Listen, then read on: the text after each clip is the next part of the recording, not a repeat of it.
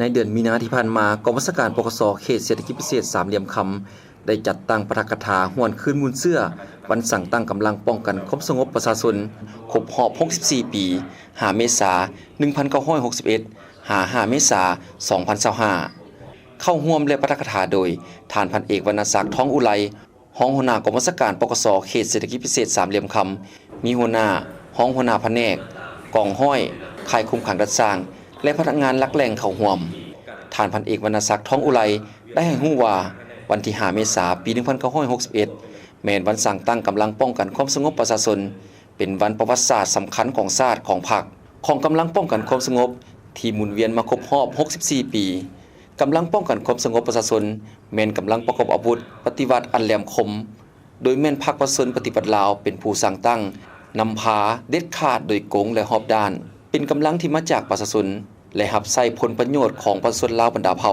กำลังป้องกันความสงบประชาชนได้กำเนิดและเติบใหญ่ขยายตัวในกระบวนการต่อสู้ปลดปล่อยชาติต้านจักรพรรดิผู้หุกหานปกปักรักษาและสร้างสาพัฒนาประเทศชาติเวลาใด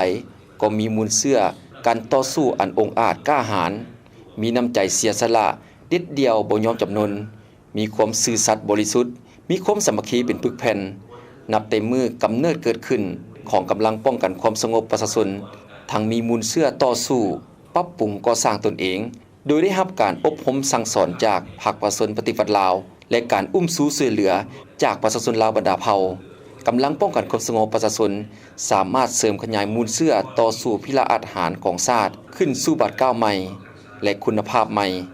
สร้างได้มูลเชื่ออันสง่างามเป็นต้นแมนนำใจหักชาติมีความจงรักภักดีต่อพรรคต่อประเทศชาติอุดมการณ์สังคมนิยมและต่อประชาชนมีมูลเชื่อลงก่อสร้างรากฐานปลุกระดมคนขวยและใกล้ชิดติดแท้กับประชาชนในแต่ละระยะมีมูลเชื่อในการฝึกฝนหล่อหลอมตนเองมีระเบียบวินัยมีสติต่อการจัดตั้งและปฏิบัติคำสั่งอย่างเข้มงวดมีมูลเชื่อดุมันขยันเพียรในการออกแห่งงานเพิ่มพูนผลิตผลประหยัดมัธยัติเพิ่งตนเองกุ้มตนเองและสร้างความเข้มแข็งด้วยตนเองมีมูลเชื่อพัวพันกับต่างประเทศเพื่อนมิตรยุทธศาสตร์และสากลการปาฐกถาในครั้งนี้เพื่อให้นายและพลตำรวจทั่วกองบัญชาการปกส.เขตเศรษฐกิจพิเศษสามเหลี่ยมคำได้รับรู้และเข้าใจถึงความหมายความสำคัญของวันดังกล่าวพร้อมกันทำเฮียนเอาแบบอย่างเพื่อนำไปมูลใช้เข้าในการปฏิบัติหน้าที่เวียกงานของตนในการประกอบส่วนปกปักรักษา